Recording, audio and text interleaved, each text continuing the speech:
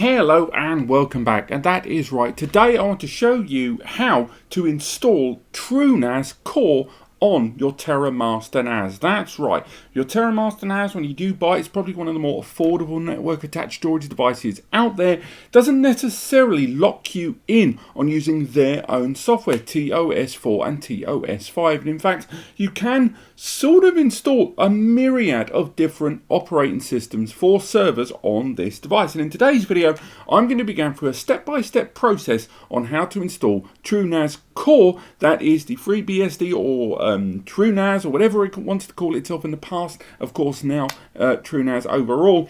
This system, we're going to be installing that software on this. And throughout this process, it's worth highlighting that just having the unit on its own is not enough. And the intro to this video right now, I'm going to go through a bunch of disclaimers of things you're going to need to know, and more precisely, things you're going to need to buy. So first and foremost, there is no point trying to do this if you do not have, at the very least, a quad-core powered Terramaster NAS. And I would definitely say nothing earlier than the 2020 generation, and even then you're cutting it ever so slightly. For my video, I'm going to be utilizing one of the most recent releases. This is the F4223 series. This is their 2022 generation NAS. It's a 4-bay there.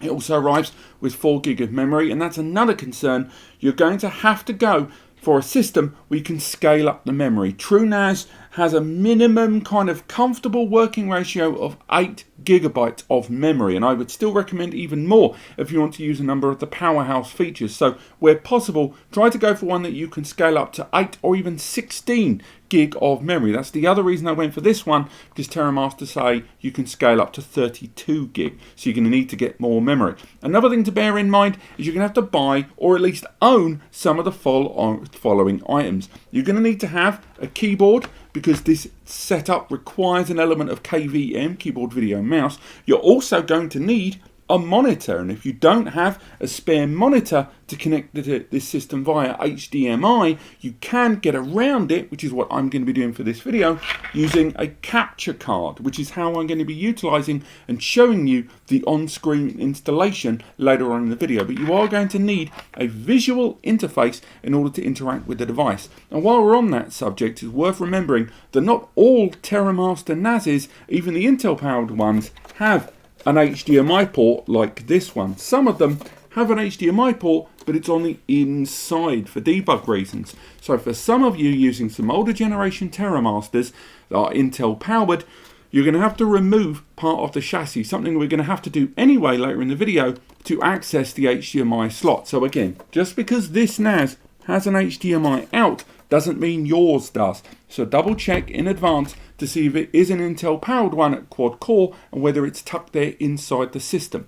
Now, the last thing you're going to need, other than a screwdriver, which frankly, if you don't already have, you can stop watching this video because I don't think you should attempt this, is you're going to need a USB. Now you're going to need a USB. I would recommend going to a 32 gig model. Later in the video I'll show you the best one to go for. This one I've gone for, which I've kind of unprofessionally already opened for this video, later on you'll see why, is a SanDisk 32 gig USB, USB 3 or 3.1 or USB 3.2 Gen 1 USB stick there. The reason I've gone for this one isn't just because of the capacity and the fact it's quite affordable, but also because this USB fits very neatly inside this system. The Terramaster series of devices, on the whole, all arrive with a little tiny USB inside the chassis that I'll be showing you later on, which you need to remove because that has TOS on it, and then replace it with our new USB that has the new installation file for TrueNAS, which is something I'll show you later on. But that's pretty much everything you need. If you don't have the right amount of memory, you can scale up. I've tried Crucial and TimeTech and Samsung and Sabrent, all of the memory types on the system, they all work. Just make sure you go for a DDR4 module that's SODIMM, this sized.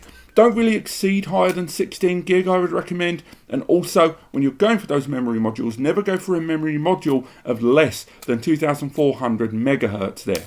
Just try and go for 2400, ideally 2666. And again, All of the things I'm using today should be linked in the description. But that's everything we need here. So the next step I'm going to be going for is hopping over to my laptop and showing you some of the software downloads that you're going to need for today's installation. So let's hop over to the laptop.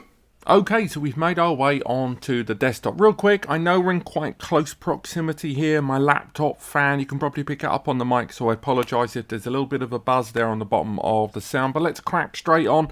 As mentioned, this is the NAS that I'm utilising for this, the F4423.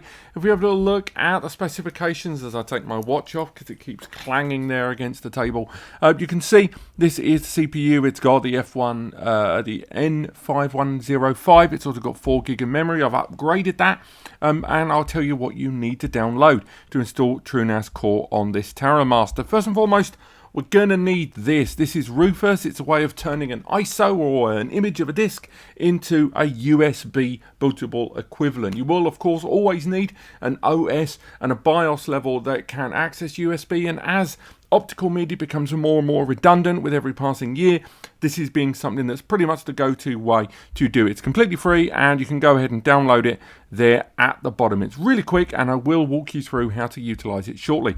Next up, you're going to need the ISO of TrueNAS. So you're going to need to download TrueNAS Core right here and download it. And again, very straightforward. Just click download. You may have to register, but don't worry, it's really, really useful, and I've already downloaded it in preparation for this video to walk you through it. Now, I mentioned earlier on, the USB that I'm utilising is this one. It's a 32 gig stick at the moment. It's $8 there on the screen. There are other versions out there. I do not suggest you go higher than 32 gigabytes there, although you may be tempted given that the price difference between the 32 gig and the 62 gig is going to be quite laughably small. I personally would stick with the 32 gig, even if the difference is barely a couple of dollars in between them, depending on where you are in the world. Again, there's a link in the description that will take you to wherever you are based, your own individual Amazon there. That is the USB that I'm utilizing right there. Finally, there's the memory upgrades, and again, it will depend on the NAS that you utilize, but pretty much any NAS that's been released after about 2020 from Terramaster is going to use DDR4 2666 megahertz sodium memory. This is the one, and again, you can scale up to 16 gig depending on the NAS you use and the maximum capacity. So those are the things you're going to need, and luckily for you, I've downloaded them all already. So let's make our way into our download folder. First thing we want to run is, of course, Rufus. Now, if we look at Rufus here, you might see a black screen time to time. That's because of Windows looking for my authentication. As you can see, we don't have the USB installed, so on the device, we can't see it there. So we can install it inside.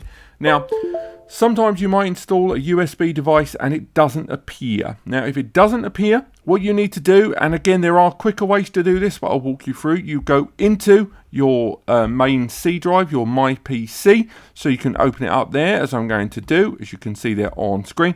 And then from there, you can select the drive, go into Manage, and then from there, go into Administration Tools or Admin Tools, and from Storage, Disk Management, and then from there, if the drive hasn't appeared here on Rufus, you can go ahead, find it here, and activate it by right-clicking on where it says Disk 2, or if you've got, and there'll be an option to initialize, as well as the ability to mount a simplified volume if you choose. But try not to do that because the drive's going to get wiped anyway. But if it doesn't appear on Rufus, then you can at least head over there and enable it quite easily.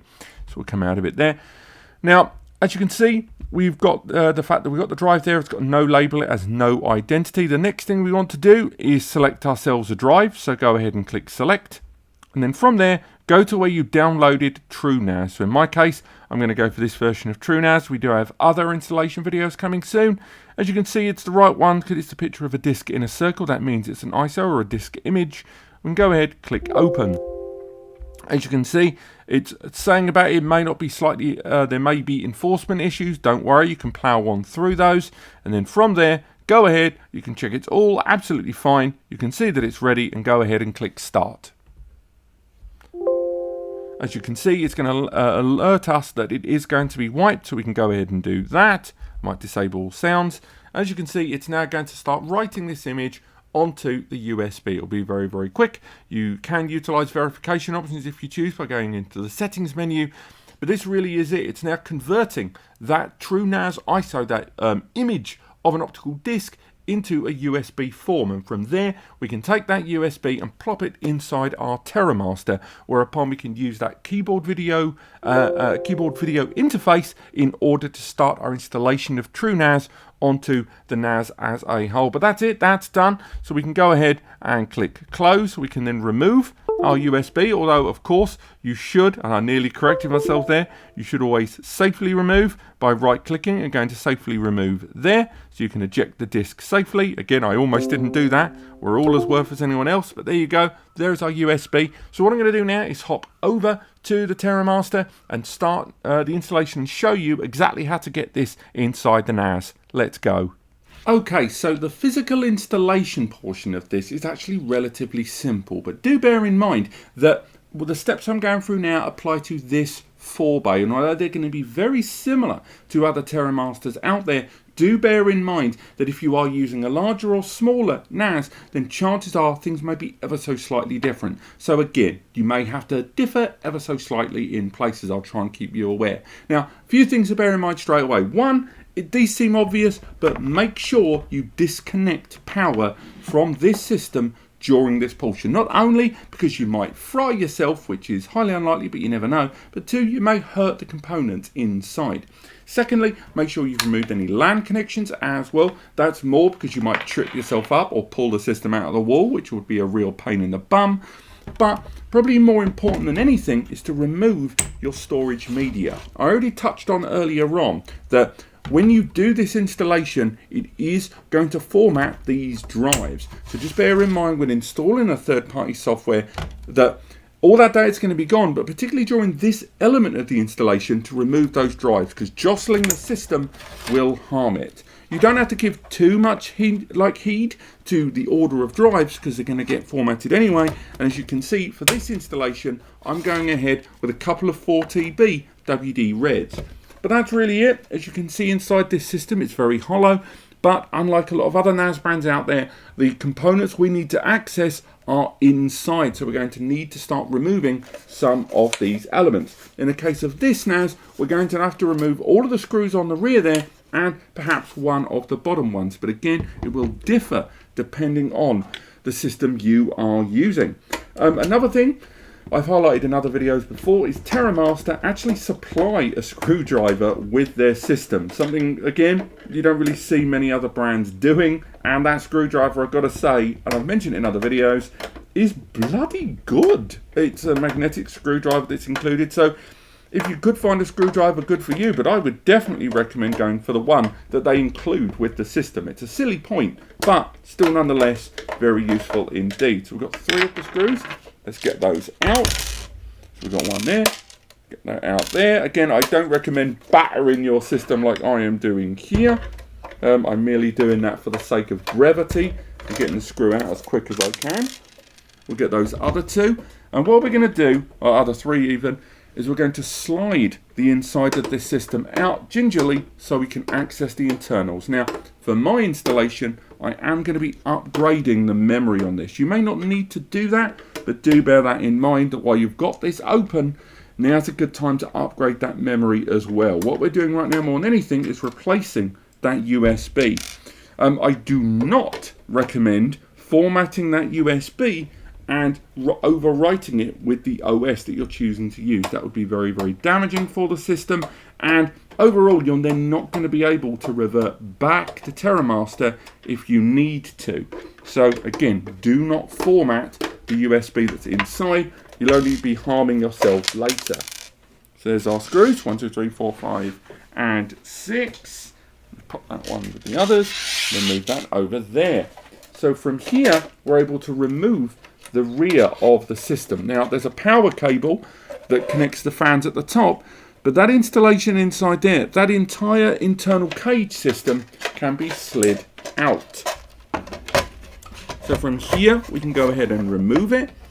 Take the fans if you can and angle them so you can thread them through the system. Sorry about the noise near the camera. And as you can see, we're going to remove the metal, so we'll remove that temporarily. Pop that over there. And if we have a little look inside, we can see several things. First and foremost, we've got our memory slots there on the bottom, and if we look casually on the other side, right there, we can see our USB. You see what I mean about the space point there? It is not very large at all. So what I'm going to do now is remove this USB like so. Pull it out there. And that is the USB with our Terramaster OS. Once again, I strongly recommend keeping this somewhere safe. In my case, I'm just going to pop that randomly on top there, but I will take care of it, I promise. Then you need to get the USB that we installed the installation software on earlier, and then slot it into that available port. So we'll slot it in there like so. Make sure it's thoroughly in, because otherwise you're going to have to take this whole unit apart again. And as you can see, it's now installed there inside the casing. While I'm here, I'm also going to go ahead and install a memory upgrade inside this system. So I'm just going to do that there. I might fast forward this bit because it will be very dull to watch me desperately try to get my fingers inside this system. So let's fast forward now. Right, so the memory is done. So now we can start putting this back in the chassis. Do make sure you get it the right way round, because I have got that wrong several times in the past.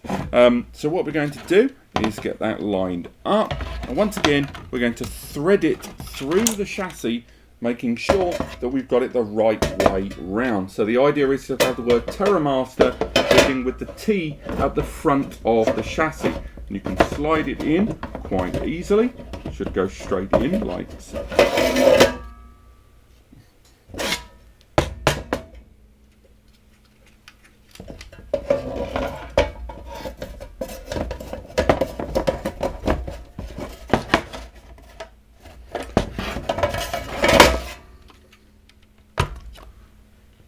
Okay, so the memory has been installed. So what we need to do now is to put this cage back inside. Do make sure when doing it, if you get lost, that the T is at the front of the device. So make sure you've got it face up with the T of Terramaster where you intend the front of the chassis to be. So thread it in down like that. I apologise for the noise that's going to come through the mic. And then just thread it through like so. Lift it up. And then it should slide in quite neatly. Again, watch your fingers as it goes in, because if you catch it there, you will scream. Once again, I apologise for the noise so close to the microphone. Then from there, you can go ahead and click it into place. Pop it there, slide it round. And it's a question of getting that alignment just right, because the cage is designed to be quite precise around the system. As you can see, it's now gone in all the way around. We can go ahead and get the rear of the chassis back on. Slide it on there, line it all up, and boom, we're clicked in into place there, as you can see. So what I'm going to do is get these screws back in here, and again, you can install them all inside. Just grab the right screwdriver there, and once you've done this, we can go ahead and start connecting our other peripherals. Once again, the peripherals that we're going to be utilizing here will depend on your setup. I personally am going to connect the HDMI there in case I encounter any problems. But well, now you've got the USB inside, you should, in theory, have most of the work done. And the KVM setup later on is where things are going to get slightly tricksy. So what I'll do is I'll get all this put inside here, get our last screws in place. And then from there, I think I've missed one, I've missed the middle one. From there, we can go ahead and go with the software. Sorry for the padding in talking, I just want to make sure you guys can see everything that's being done. So now we're ready, we can get our drive media reinstalled. And again, do not be surprised, by the way, when you put the drives back in, if they get a little bit tough to put in, like that. The reason is that this metal chassis is kind of holding everything in place quite tightly, and the minute you take the system apart, it adds an element of kind of wobble, if you will, to the chassis design there. Not a huge amount, but it's enough that I've noticed whenever I've taken the outside of these Terramaster wraparound chassis off, I tend to find that this horrible noise is what happens when you put the drive media back in. It's clearly been wrapped in on a production line level there very, very tightly. But as you can see, as unpleasant as that noise is, it is unavoidable, get ready, because of the way we've now kind of mucked around with the rigidity of that chassis there. So again, now we can get our power reconnected. we can get our LAN reconnected. But what we're also going to be connecting, at least on my side, is our keyboard. And again, you may not need to do this if the boot goes correctly, except for if you are, of course, installing a TrueNAS system, in which case you are going to need that user interface. So that goes into one of the USBs. As you can see there, pop that there on the side. And finally, you're going to need your graphical user interface. You're going to need your monitor or a capture card.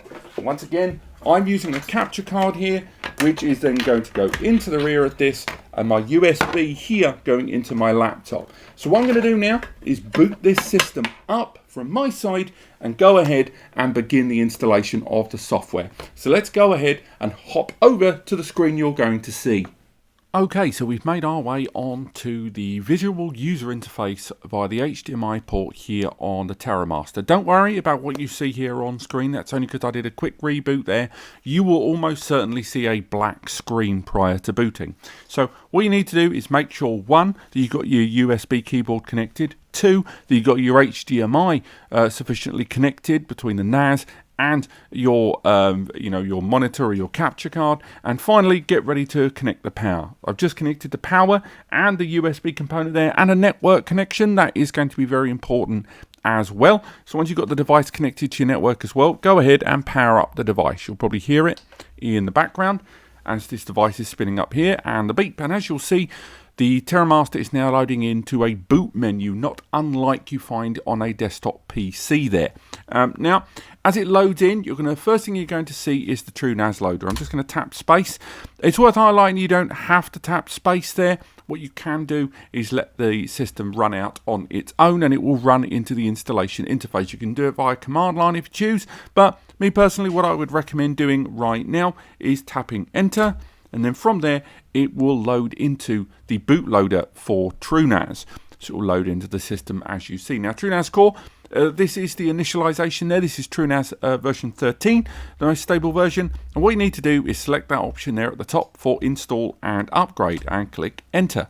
From there, it will ask you where you want TrueNAS to be installed. Now, this is going to be an incredibly important point because unlike a lot of NAS software that installs itself somewhere on the original storage media and then runs from there, TrueNAS is a lot more like an operating system on a computer where it needs to have a specific target for the OS to live independent of the storage. So if I end up selecting one or both of these drives in a RAID, I won't be able to use them automatically for storage in a conventional way. I'm going to show you this way now, but for those of you that are thinking of doing this for your primary storage and not just experimentation, I strongly recommend connecting an SSD 2.5 inch or even utilising the NVMe bays of modern Terramaster NAS and selecting those. But for me, I'm just going to go ahead and select that top drive there. Just tap the space bar on whichever drive you want to select. You can select multiple if you choose, but there's not much point for the destination because remember, this isn't the storage,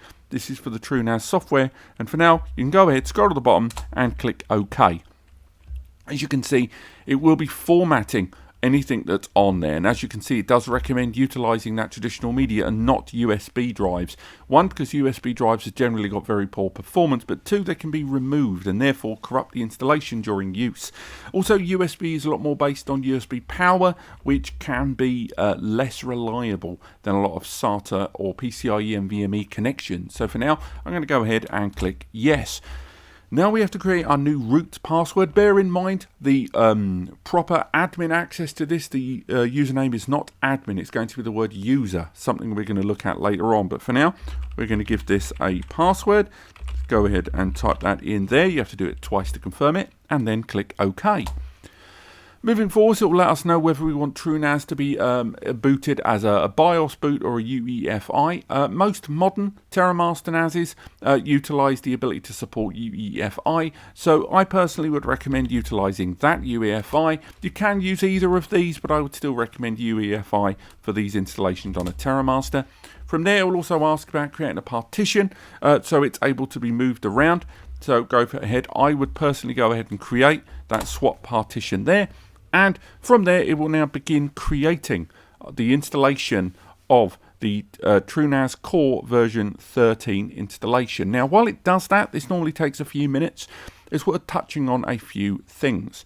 Now, first and foremost, there is the matter of that USB drive that we put inside our Terramaster. Now, I personally would recommend removing that USB drive. If you leave it inside, the system upon a reboot may go back into the bootloader. You can ignore the bootloader and go along with the default BIOS setup of Terramaster NAS to boot from the hard drives first. And of course, I have installed TrueNAS Core 13 on the hard drives there, but still nonetheless, after the initialization of this and the ability to begin our TrueNAS Core 13 experience, I strongly recommend removing that USB that we've got inside this system, because later on it can make things difficult. And also, once again, bear in mind that unlike Synology and QNAP and Terramaster and all these other platforms, TrueNAS runs slightly different. With TrueNAS Core, the software and the storage that you're bolting on existing in a much more parallel state compared with the more layered attitude of a lot of NAS software. So again, the destination of the TrueNAS Core installation isn't going to be truly accessible for general storage. As you can see, our TrueNAS has completed there, and as you can see, much like myself, it is recommended removing that installation media. I'm going to click start, and then from there, what we can choose, if we're going to remove the USB media, we can scroll down to the bottom and shut down our system. But let me show you just quickly what happens if we reboot the system with that USB still inside. Once again, I strongly recommend removing that USB. Normally I would say shut down system, remove the USB and reboot. But for now, we're going to select reboot system so I can show you what happens if you don't remove that USB. Because the system is now going to reboot there in the background. This can take up to a minute. And then from there, it will reboot once again into that USB bootloader. But don't worry, we can get around it. As you can see there, it's counting down in 9 seconds. And if we choose to, we can exit that bootloader by tapping 3. But I'm not going to. I'm just going to let it load into the bootloader in the eventuality that we didn't remove the USB. Again, strongly recommend removing it. So now I've gone back into the system with the USB removed, and now you're going to see a slight difference in how the system boots, because now it's going to load directly into TrueNAS Core. So now this time it's going to go directly into the boot TrueNAS option with a shorter boot time, and we could have tapped enter there, but we're just going to let it organically load in. Now what's slightly different here is from this point we need to switch back over to the desktop interface of our PC. We no longer need to use HDMI out and a keyboard. What you're seeing here is the HDMI output of the NAS itself, and from this point onwards we want to start making our way into the network user interface of our system. So we're just going to wait until the system has completed its setup. You will be presented with some options very shortly as it loads the full kernel, and as we're going to see, it's going to go into this long bootloader. Now while it does that there in the background, I just want to talk a little bit about some applications we need to install. Now the default network IP is almost certainly going to be something like 192.168.1.1 by default, and that's what I'll use, although that last 3 digits will change. Now what I recommend you download is a tool known as Advanced IP Scanner. It allows you to check your network for connected devices in there in the background. So what I would recommend first thing is to head in and click scan, and it will scan your local area network for devices that have appeared in the background. Now as you can see, as it slowly, and I do mean slowly, goes ahead and scans our network, we'll start to see devices in my network environment, such as my PC, some NASs I've got dotted around the room, but eventually we will see a TNAS, the TNAS being the Terramaster NAS. And we're going to see a TNAS icon with a blue screen to denote that it has finished booting. Now, if we head back into the user interface here and we switch over on OBS that I'm using, we can see that TrueNAS Core hasn't quite finished booting, as you can see there from the screen. So let's skip back onto what I was doing before with Advanced IP Scanner, And as you can see, some of these devices have started to appear, and there is our TNAS there that we can drop down, and there is our HDMI output. Heading back into the user interface, we can see there via that HDMI port that the TrueNAS setup has completed. You can see there all the different options listed there on screen, and on the bottom left you can see that we've got visibility there, and the network IP on both HTTP and HTTPS is that IP ending 111. Now if we head back into the display user interface there, go back into advanced IP scanner, we can see that if we scroll down, there is our 111 IP, and we can go there, and there is our option to log into the NAS. But of course we don't have to do that, because now on Explorer we can see our TrueNAS via the network IP here on my laptop is now visible. So what we need to do is log in with the username root and that password that we created earlier, and then click log in. And there you go, we're now logged in to the TrueNAS user interface here on the network. We've got one network interface there connected, and from there we can do pretty much everything. We can go ahead and create different users and accounts, we can go ahead and change some of our system variables there, and of course we can head into the storage area and start creating ourselves some storage. So from there we can go ahead and create a pool, and as you can see, we're only seeing one disk, and that's because we utilized one disk earlier on in order to create the destination. That is why it's really, really important to install TrueNAS Core on a different storage media, and I do recommend utilizing the NVMe ports of more modern Terramaster NASs, or installing one SSD of even a tiny capacity to be used for the TrueNAS Core OS, freeing up the rest of the storage bays for your storage. In my case, I can go ahead and create ourselves just a single storage area. It is warning me about the lack of any kind of RAID configuration because it's a single drive, but we can go ahead, force past it, and we can go ahead and create our storage area if we so choose. It's that straightforward. Of course, we have to put a name, so we'll go ahead and just call this one test4tb. From there, create our storage area, click confirm, create pool, and there you go. It's now creating our ZFS pool for us to utilize in our Terramaster NAS. And that's really it. We've got lots of other videos on TrueNAS 12, as well as videos up and coming on TrueNAS 13 and reviews. You can go ahead and check out some of the plugins there, either utilizing some of the official IX plugins, or you can go ahead, you have to select a destination for these apps, you can go ahead and use some of the other community plugins listed for TrueNAS. But this has been how to utilize a Terramaster NAS to install TrueNAS Core. I hope you have found this helpful. I will be revisiting this subject with TrueNAS Scale, as well as Unraid and some other installations on a Terramaster system. So do stay tuned for that. There should be a guide detailing this coming up very, very soon over on NAS Compares. I recommend you check that out. Click like if you've enjoyed the video, subscribe if you want to learn more, and other than that, I will see you next time.